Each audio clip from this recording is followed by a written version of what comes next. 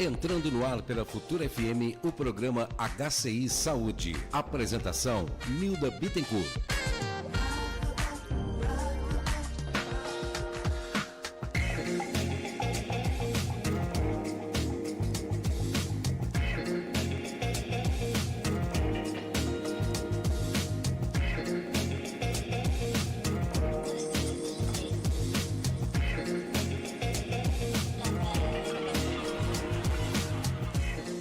Olá, um bom dia para você. Entrando no ar pela Futura FM, o programa HCI Saúde.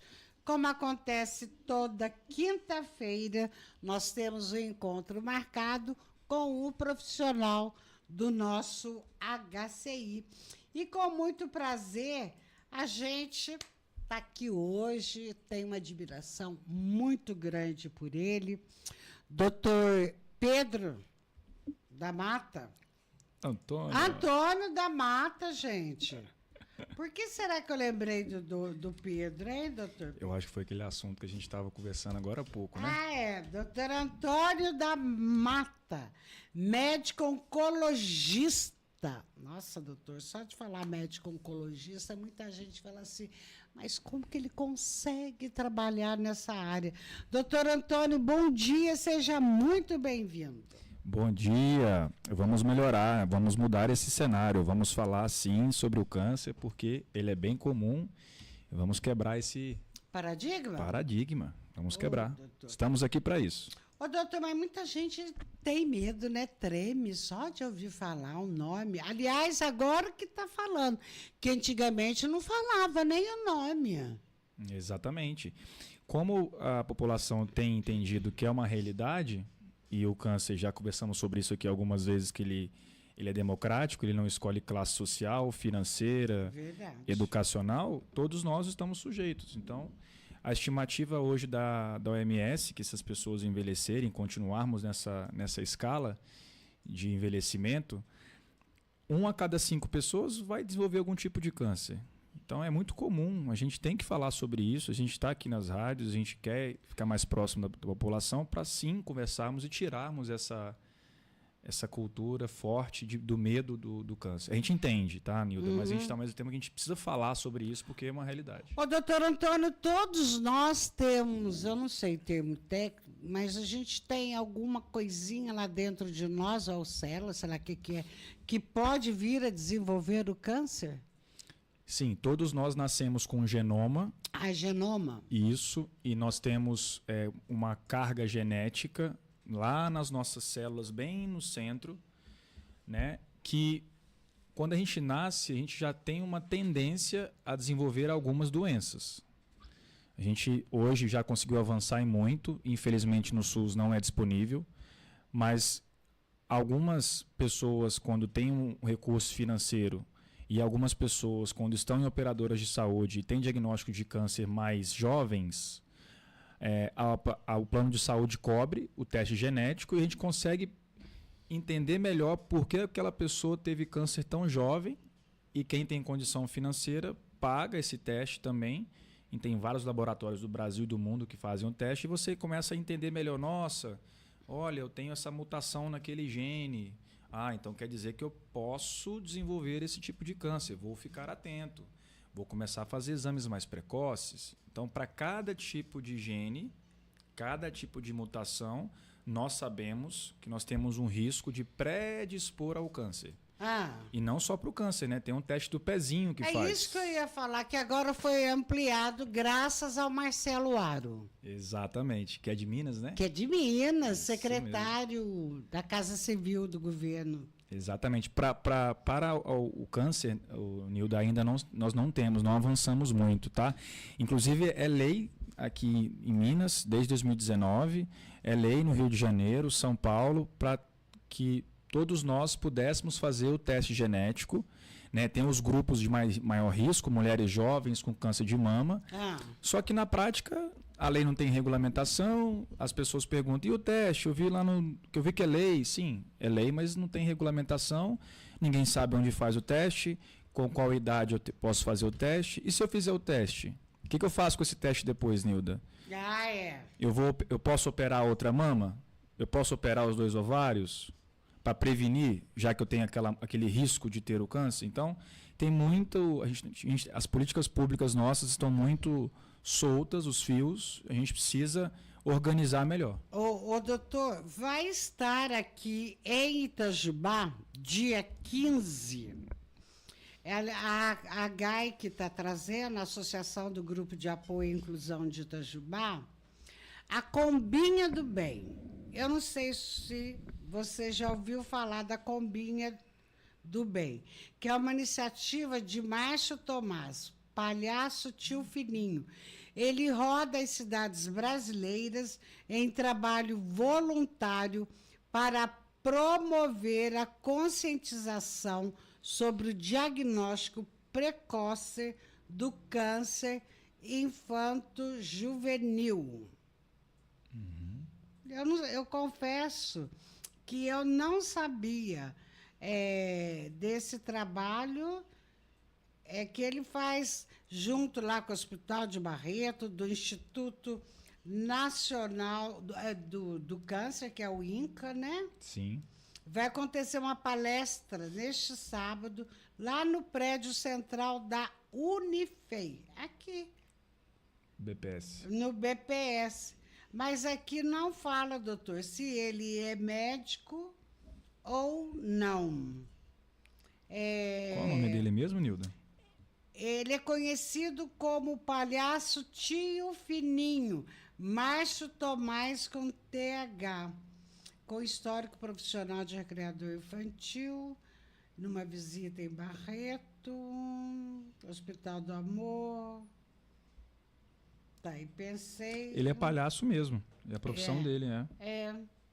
Que posso fazer para amenizar o fardo dessas famílias.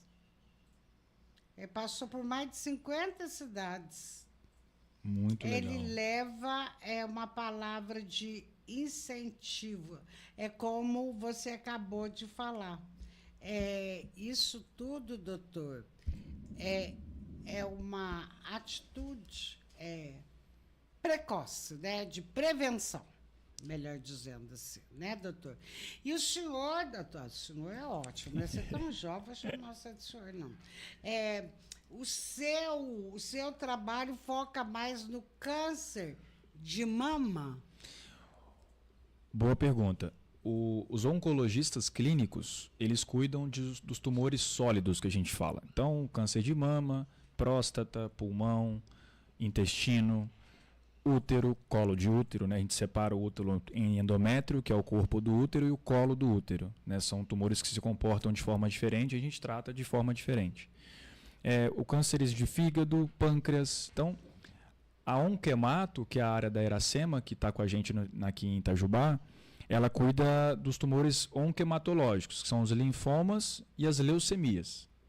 Então, leucemia e linfoma é Iracema.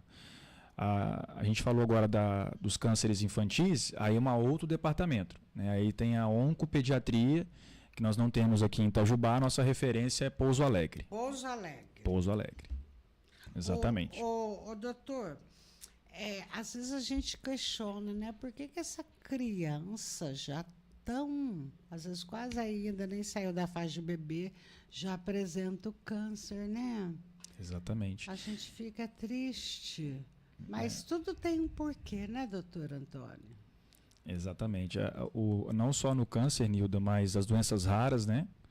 Que a gente não tem ainda cura, a gente não tem tratamentos eficazes, né? O Marcelo, como a senhora bem disse aí, está na luta buscando mais acesso, né, aos tratamentos, sendo voz para toda a população. Mas, assim como outras doenças, como Alzheimer, como diabetes, a tipo 1, né, que a gente sabe que só controle não tem cura, são doenças que estão na nossa porta, são realidades, a gente precisa conversar e nos atentar ao que é possível fazer para reverter, mas concordo com a senhora que a gente nasce com uma carga genética, cada um nasce com a sua e cada um tem o seu futuro ali meio que pela ciência, né, pré-estabelecido, mas também pela fé e pela religião, a gente entende que pode ser um outro futuro, né? Ô, doutor, tem algum estudo que mostra que a tristeza, a mágoa, a raiva, o ódio ajuda a desenvolver o câncer, principalmente de mama? Não somente o de mama, mas todo sentimento, toda carga negativa, toda inflamação crônica, porque quem tem muito estresse, depressão, ansiedade, ódio, isso traz uma inflamação dentro do corpo, do sangue. E nós já sabemos que não só no câncer, mas doenças crônicas como infartos, AVCs, são doenças que vão acontecendo microscopicamente assim, no corpo do cidadão. E depois de anos inflamando, estresse, ansiedade, ódio, tudo isso pode predispor, gera uma instabilidade na nossa carga genética, e aquilo não só para o câncer, mas para o Alzheimer, para o infarto, para o AVC. Então, todo sentimento e mágoa, ódio, carga genética negativa, com certeza pode predispor ao câncer. Não tem um estudo, porque o câncer é multifatorial. O que a gente consegue entender é que pessoas que têm uma depressão, uma ansiedade, sim, é um fator de risco para câncer. Nossa. Ô, doutor, eu sei que nós vamos falar do câncer de mama, mas deixa eu dar uma passadinha no câncer do intestino, porque cada vez mais a gente está ouvindo falar, a pessoa está com câncer de intestino, seja famosa ou não, parece que uma febre. O que está acontecendo? Teve um estudo, eu não me recordo agora onde foi publicado, mas que esses dados, Nilda, a gente tem que sempre lembrar que pode mudar lá em Rondônia, é diferente, em Minas Gerais, né? A nossa população, nosso país é muito heterogêneo. Mas teve um estudo recente que fala que houve um aumento de 80% no diagnóstico do câncer coloretal no Brasil. 80% é muita coisa. Muita coisa, nossa. Certo? Então, aí já começa um grande debate. Por quê? Tem várias teorias. As principais teorias que eles alegam são as bebidas açucaradas, os energéticos. Ah, meu Deus! O álcool, o sedentarismo. Nessa geração atual, os jovens têm ficado mais em computadores, quartos fechados do que antigamente. Verdade. A dieta está mais industrializada do que antigamente, né? E tudo isso, cada centro de oncologia defende um pouco mais cada uma desses fatores, mas todos eles em combinação durante anos, lembrando que câncer não é assim, vou fumar um cigarro hoje e vou ter câncer amanhã. Eu vou tomar um energético hoje e vou ter câncer amanhã. Eu vou beber um álcool hoje. Não, é uma exposição crônica, diária, semanal, em grandes quantidades. A célula, nosso corpo, Nilda, ele estressa muito e ele começa a se estressar tanto que em alguma determinada região vira um câncer, ou tem um Alzheimer, ou tem uma diabetes, sabe? Então, tudo isso é fator de risco para ter câncer coloretal também. São várias teorias, mas todas essas fazem sentido para nós, tecnicamente falando, que tudo isso sim colaborou para o aumento do câncer coloretal. E, além disso, todos já sabem da colonoscopia. A colonoscopia é um exame que o SUS, para você conseguir fazer eles, tem que ter um sintoma bem clássico. Não foi implementada de rastreio, como todo o mundo já faz. Ah, sim. Então, no SUS hoje, para você conseguir fazer uma colonoscopia, você tem que estar com sangramento nas fezes. Nossa. Assim, muito complicado. Na saúde suplementar, você consegue já brigar por essa colonoscopia, fazer a solicitação. E se você tem 45 anos a mais em diante, você consegue fazer a colonoscopia para... E eu posso até falar isso, ela previne o câncer porque ela encontra nódulos, pólipos, verrugas, que daqui a 10 anos, 15, pode virar câncer. A colonoscopia, ao contrário da mamografia, na mama, ela consegue ressecar, tirar esses pólipos que algum dia poderiam virar câncer. Então ela já vê melhor e já tira pré-lesões, lesões que podem virar alguma coisa. Então, todos nós, 45 anos, independente de história familiar, independente se o irmão teve, se a tia, é indicado fazer colonoscopia a partir dos 45 anos. E já vai tirando verruga e vai prevenindo o câncer. Tanto homem quanto mulher. Tanto homem quanto mulher. Então, se você está no SUS, está nos ouvindo, faz uma reservazinha, se o SUS não consegue pedir, procure seu familiar, junta a família, marca todo mundo ali, né, o mais próximo, porque eu vejo que a família unida consegue tirar aquelas barreiras de quem procura acha, que isso é muito difícil para a nossa área.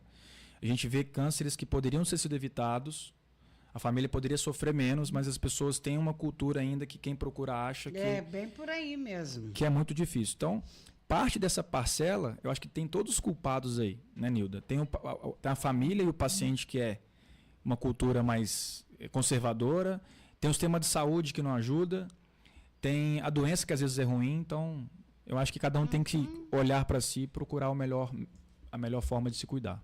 Ô doutor, deixa eu só falar aqui pro ouvinte aqui, o SUS então banca esse exame? Banca desde que você tenha sintomas sugestivos para pensar. Como prevenção, não? Prevenção ainda não.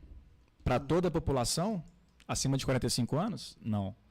Inclusive já estendendo para a mama. Um grande debate recente que a ANS, os planos de saúde estavam começando a abrir um debate para a mamografia ficar igual o INCA, igual o SUS. Entendi. Dos 50 a 69 anos. Só que nós temos 40% das mulheres no Brasil morrendo com câncer de mama abaixo dessa idade ou acima dessa idade. Então não é para a gente fazer, não é para a gente retroceder. Seguir o que o INCA está falando, que é de 50 a 69 anos, mulheres mamografia a cada 2 anos. É para a gente fazer o contrário. É para a gente falar para o INCA melhorar essa política e alcançar mulheres com 40 anos de idade até 79 anos de idade. Nós estamos envelhecendo. Estamos envelhecendo. Então, essa parcela de mulheres de 40 a 49 anos, deve estender, de 30 a 49 anos, e de 70 a 80 anos correspondem a 40% de mulheres que morrem de câncer de mama. Nossa, e a gente acha que com a velhice não vai ter câncer, doutor? Pelo contrário, envelhecer é o principal fator de risco para câncer. Porque nossa carga genética vai envelhecendo. Qualquer coisinha ela instabiliza, ela fica velha e aí vem as doenças. Então, o Nilda, aproveitar esse canal aqui, que a senhora sempre dá espaço para a gente, para demonstrar o nosso papel como profissional de saúde, para reforçar a importância que a ANS, que o próprio INCA, que o SUS precisa mudar essa política para 40 anos de idade, todas as mulheres do Brasil. Fazer a cada 2 anos, aí tudo bem, entra um debate, mas pelo menos a cada 2 anos para todas as mulheres. Não mais 50, 69 anos. Tem mulheres morrendo com 40 anos. Doutor, uma mamografia particular, cara, doutor, não tem noção de preço? Nilda, tem lugares que fazem uma campanha que aí você fica lá, eles oferecem um preço R$50. Mas você consegue fazer hoje por 150, 120, com laudo, né? Mas tem os multirões que acontecem que às vezes você consegue fazer mais barato, mas pelo SUS. Só que o SUS só tem essa faixa etária que ele cobre. Ele não cobre para todas. Né? Isso é um absurdo. É um absurdo. E outro ponto, né, Nilda? Se a sociedade quer melhorar o cenário que nós estamos, que ela se manifeste. Nós, sociedades médicas, estamos tentando falar há anos. Eu tenho 10 anos de medicina, eu sei que eu sou jovem comparado a outros colegas, mas nesses 10 anos eu vivi o suficiente para entender que se a gente quer mudança na sociedade que a gente vive hoje, a gente precisa de se manifestar. Enquanto houver calmaria, no Brasil não há mudanças. Então tem enchente, Rio Grande do Sul, bilhões de reais surgem para melhorar. A Mariana, barragem, surgem bilhões de reais para resolver. Hoje a gente está nesse cenário do credenciamento da oncologia, do SUS. Né? As pessoas indo tratar em Poços de Caldas e Pouso Alegre. Nós temos que ter uma política pública para credenciar o nosso serviço. Entendi. Certo, Nilda? Então, se as pessoas querem ter uma oncologia aqui em Itajubá pelo SUS, elas precisam se manifestar. Os representantes nossos, às vezes, não estão sabendo o que está acontecendo. A gente precisa de ajuda da população para ajudar a gente.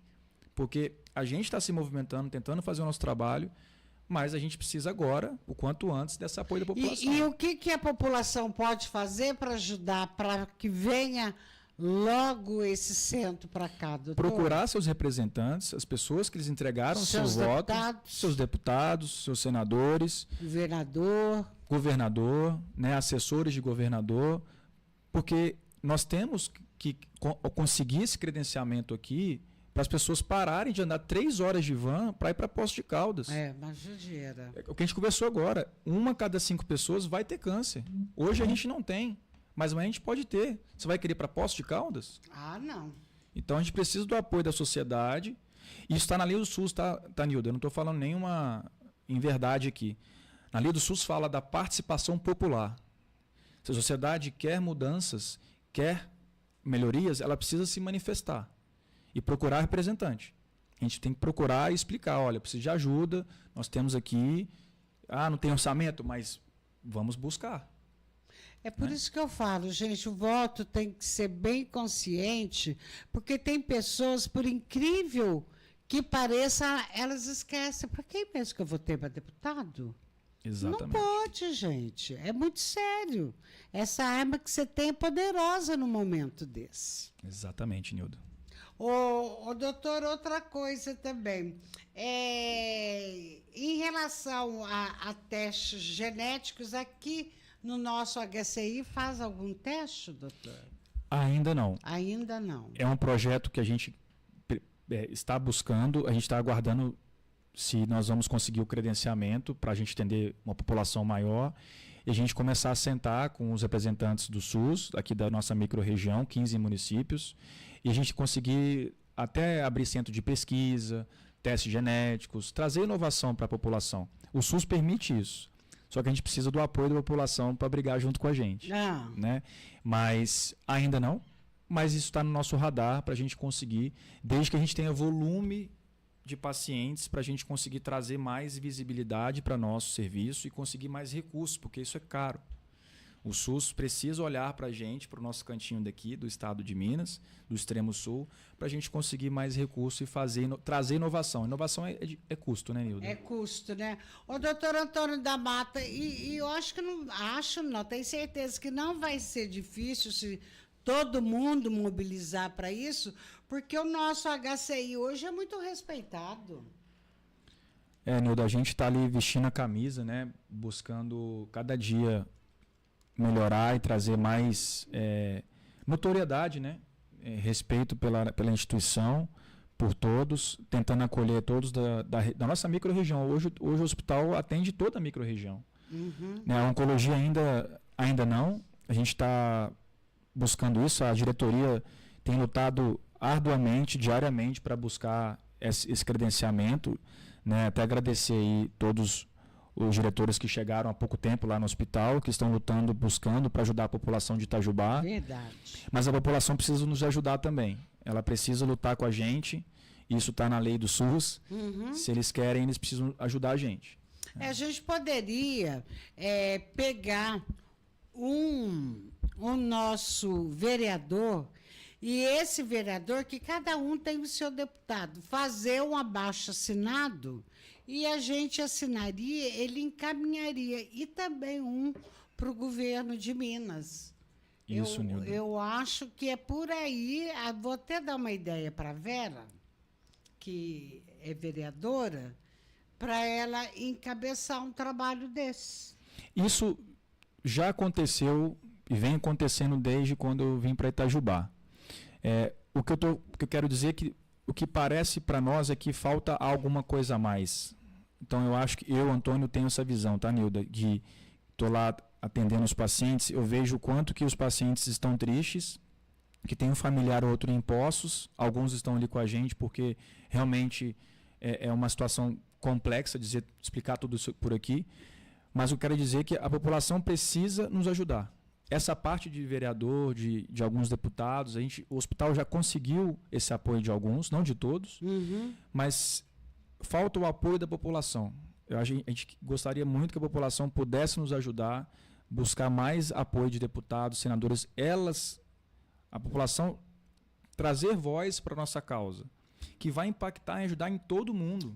Porque o deputado, ele tendo um documento, é mais fácil para ele discutir. No caso de Minas, né, seja com o secretário estadual de saúde, seja com o governador e na esfera federal com o ministro da saúde. Olha aqui, olha a lista que Itajubá mandou.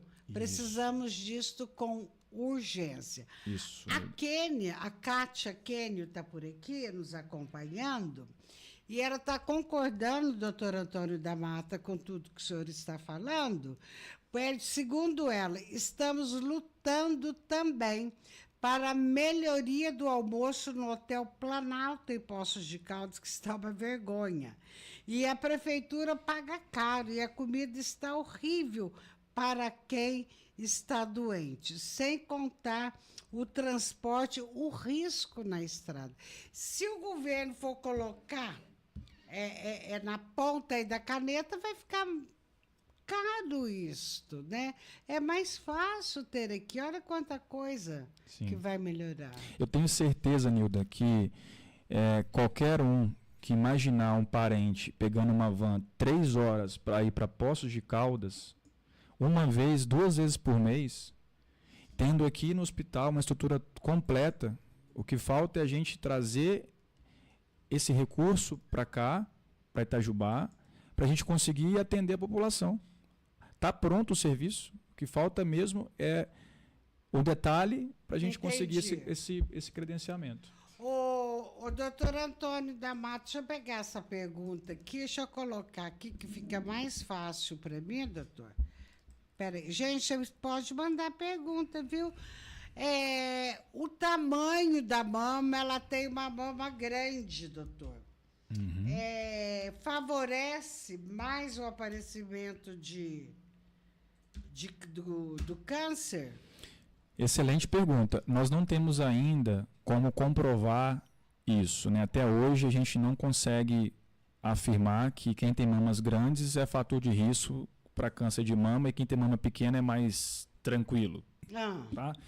A grande dificuldade das mamas grandes é que é mais difícil a mulher fazer o autoexame para se tocar, porque lembrar, né, Nilda, existe mamografia, mas a mulher precisa se tocar, ela precisa fazer o autoexame, se conhecer. Isso, boa parte dos casos, as mulheres procuram posto de saúde, atendimento médico particular ou privado, porque elas estão se autoexaminando e sentindo um carocinho. E tem vídeos no YouTube que a população pode procurar sobre autoexame das mamas. Mas quem tem as mamas grandes, realmente é mais difícil fazer o autoexame e falar, não, tá tudo bem. Então, é fundamental o autoexame, mamas grandes, mamas pequenas. Mamas pequenas é mais fácil detectar, mamas grandes mais difícil, mas também fazer mamografia. Tá? E se necessário, se o médico avaliar a mamografia, a mama, se é muito densa, até pode pedir ultrassom e ressonância. Tá? São tecnologias que nós temos no Brasil, fácil acesso. Ressonância? Doutor? Ressonância das mamas. Ela pode ser feita para mamas mais densas, mais pesadas, porque tem mulheres que têm mamas muito com muitos cistos, e é difícil a mamografia e o ultrassom conseguir afirmar. Então, às vezes, a gente precisa lançar a mão dessa ressonância para conseguir esse diagnóstico, ou afastar que é câncer ou afirmar que é. Ô, doutor, a pele das mamas, ela sofre alguma alteração de textura, de cor? Excelente. A mama grande, até usando o exemplo que essa senhora perguntou, qual é o nome dela, Neilda? Maria, lá do Bahamas. Maria. Mamas grandes, Maria, depende, porque se o nódulo estiver lá atrás da mama, a senhora não vai conseguir perceber a alteração no mamilo. Né? Estou dando um exemplo, né, Nilda? Agora, a mulher que tem uma mama pequena, se ela tiver em qualquer lugar da mama, pode alterar o mamilo. Mas a resposta não é obrigado. Não é uma regra que o mamilo altere no câncer de mama. Não? Depende da localização do tumor da mama e o tamanho da mama também. Mas quando altera o mamilo, já é um sinal de alarme. Procure o mastologista, o postinho de saúde. Entendi. Tem aqui a Fatinha Batista. Doutor Antônio, sinceros agradecimentos de Fatinha e família. Fatinha. Beijo, Fatinha. Ô, doutor, onde dói quando se tem câncer de mama? Dói o seio, doutor? Pode doer. E pode falar uma história engraçada, Nilda? Ah. Assim, se é que a gente pode falar assim, né? Mas muitas mulheres com netos, elas relatam essa típica história. O meu neto estava jogando bola, me deu uma bolada na mama, ou fui abraçar ele, ou fui pegar ele no colo e senti uma dor. E aí aquele carocinho, fui pegar a mão, tinha um carocinho, um desconforto. Aí, vai passar, né? E passou uma semana, 2, 3, 4, aquele caroço começou a ficar mais nítido. Então, assim, boa parte dos casos, eu vou dar uma estimativa de 20% dos casos, as mulheres falam que teve algum trauma, uma bolada do neto, ou pegou o neto do colo, que sentiu um caroço e não melhorou, achou que era uma inflamaçãozinha, procurou o médico e viu, fez mamografia e confirmou que era o tumor. Mas não é regra, nem sempre vai doer a mama. Então, por isso que a mamografia ela tem o seu papel. Mulheres que não sentem nada podem ter câncer de mama e ter dor, às vezes, já é algo mais avançado. Então, a mamografia tem que ser feita em mulheres assintomáticas. Não estou sentindo nada, vou lá e faço mamografia. Ai, meu Deus. Toda vez eu fico no nervo danado. Porque minha irmã teve, né, doutor? É verdade, eu só acho que a senhora comentou uma vez. E aí tem que fazer todo ano, né, doutor? E preventivo também, né, do Colo de útero. Muito bem, Nilda. O doutor, sem ser algum sinal na mama, existe algum outro sintoma, algum outro sinal que a gente tem que ficar alerta? Opa, deixa eu investigar isto. Nilda, quando a mulher ela vai para o espelho, se ela perceber que uma mama está diferente da outra, é um sinal, tá? Aqui eu não quero também gerar pânico, mas estou só explicando que alguns sinais que podem sugerir que tem algo ali errado, tá? Então tem mulheres que já nasceram com mamas assimétricas, uma mama está mais alta, a outra está menor. Tem mulheres que nasceram com as mamas simétricas. Em geral, a maioria tem um pouquinho de desnível. Mas se a mulher que já se conhece o seu corpo, olhou para o espelho, tem uma mama diferente uma da outra, o biquinho, ou vai lá, aperta o biquinho, sai um líquido, são sinais que merecem investigação. Nilda, mais uma vez, sem gerar pânico, são sinais que merecem investigação. Isso não quer dizer que a pessoa tenha um câncer.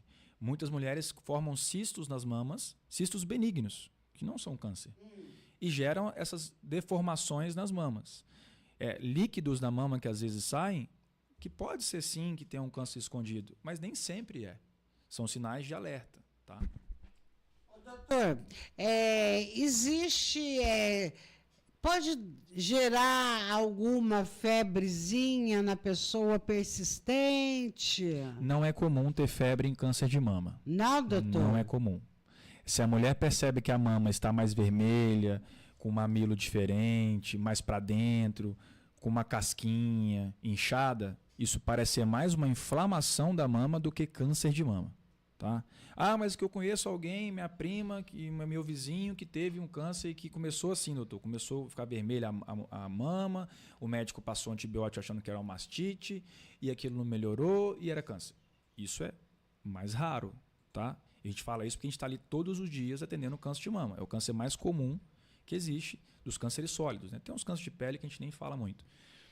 Mas não é comum esse relato que estava com uma inflamação, tive febre. Tosse também não. É bom a gente explicar. O pulmão, em geral, ele não é afetado nos estágios iniciais da mama. Quando tem metástases, sim. A mulher pode ter metástase para o pulmão. E aí sim gerar tosse. Mas sem gerar pânico, tá? Vamos pensar no mais comum.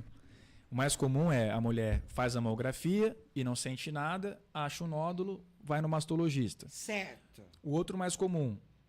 Peguei alguém no colo, tomei uma bolada, passei a mão, senti alguma coisa. Procuro o mastologista. Esses são os mais comuns. Tá. 80% dos casos são isso. A doutora Kátia está vivendo intensamente tudo isso que o senhor está falando aí, da importância da gente mobilizar, porque ela ainda falou, Nilda, além de tudo que eu já expliquei, o transporte, né? O risco na estrada, principalmente quem tiver que viajar amanhã ou depois, com essa chuvarada. Então, Exatamente. é complicado. A Maria Oliveira está amando a explicação, está dizendo que o senhor, doutor Antônio da Mata, é um excelente médico. Obrigado. Obrigado pelo carinho aí, pelo apoio. Né? Ô, doutor, então a gente tem que ficar esperta, alguma alteração nas mamas, fazer o exame preventivo, a mamografia. A partir de que idade, doutor, que você falou? 45? Eu vou até, uma vez eu vim aqui, eu falei, eu vou até fazer uma resposta mais completa. O ideal, acima de 40 anos, todas as mulheres, independente se tem história na família, até os 79 anos, tá? O ideal, a cada uma vez por ano, no máximo a cada 2 anos. Certo, Nilda? Certo. O SUS, até o momento, e aí mais uma vez, participação popular. Tem consulta pública que acontece com frequência. A população precisa se manifestar e citar, olha, todos os médicos falam de fazer mamografia com 40, por que não tem, por que não abaixa? Eu quero. Então, se mobilizar para buscar essa informação, para a gente abaixar essa faixa etária, que o INCA determinou 50 a 69. Só que nós temos 40% das mulheres morrendo nessa faixa etária abaixo dos 50 e acima dos 69. 40% é muita coisa, Nilton. Nossa. Nós temos que estender essa faixa etária da mamografia para essa idade, essas idades, 40 a 79. A ministra da Saúde podia se ligar nessa aí. Falou, A gente precisa mobilizar, a gente precisa ir nas redes sociais, comentar, o celular dela, você acredita que eu já fiz entrevista com ela na época da pandemia? Perdi, legal. Acho que eu nem me importei de... Manda um zap para ela aí, ó, ministro, dá um jeito aqui com a mamografia. Pelo amor de Deus. E pede para ela também trazer também o credenciamento da oncologia aqui para nós. É uma luta de muito tempo, né, doutor? Eles alegam que Poços de Caldas é perto, mas quem alega isto não conhece, vive. Exatamente. Vivencia, por isso que acha tudo muito fácil. E outra coisa, Nilda, esses lugares eles estão cheios. Além da distância, tem a tranquilidade de estar num lugar que tá no quintal de casa e não está cheio. Tem espaço ali. Nossa, eu recordo da minha irmã, chegava arrasada, doutor. Sim. Arrasada. Além do medo da estrada, nossa, é um sofrimento. Imagina você cheio de efeito colateral da quimioterapia, que é tóxica, que faz mal. Um pós-operatório de cirurgia. Lembrando que a gente atende todas as complicações de Poços de Caldas. Quando o paciente ele mora aqui, ele não mora em Poços. Então, quando o paciente trata lá, além dele tratar lá e ser desgastante para ele, quando ele complica, o hospital que atende. E às vezes você quer transferir o paciente para lá, às vezes não tem vaga. Então, assim, tudo é muita coisa envolvida. E assim, tem pessoas habilitadas para resolver isso. Mas eu, como profissional de saúde, aqui há 2 anos, entendo que a população precisa nos ajudar. O caminho que a gente está seguindo, a gente precisa de um apoio a mais para que as coisas se realizem. Já tem deputado, tem vereador, tem prefeito, né? Estão ajudando a gente. Mas a gente gostaria muito do apoio da população. A população precisa ajudar lutar com a gente, buscar os seus representantes para a gente conseguir esse credenciamento. Vamos mobilizar, gente. Doutor Antônio da Mata, encerramos. Bem, hoje até passou mais um pouco, mas está tão bom o bate-papo que eu legal. Se alguém tiver alguma dúvida que talvez aí queira perguntar depois no YouTube, eu vejo lá no YouTube e respondo depois. Tá, Nilda? Muito bem. Via YouTube. YouTube, né? Também no Instagram, se for postado no Instagram, a gente responde por lá. Ok, doutor Antônio da Mata, muito obrigada. Obrigado, Deus gente. te abençoe, muita luz, tá Amém. bem? Para a senhora também. Que todos a gente nós. precisa mais do que nunca da sua luz, você que cuida de tanto paciente, né, bem? Isso. Duarte Pereira, muito obrigada, internautas, obrigada, ouvintes, um beijo com muito carinho e até a próxima quinta, se Deus assim permitir. E até lá tenham todos muita saúde. Isso.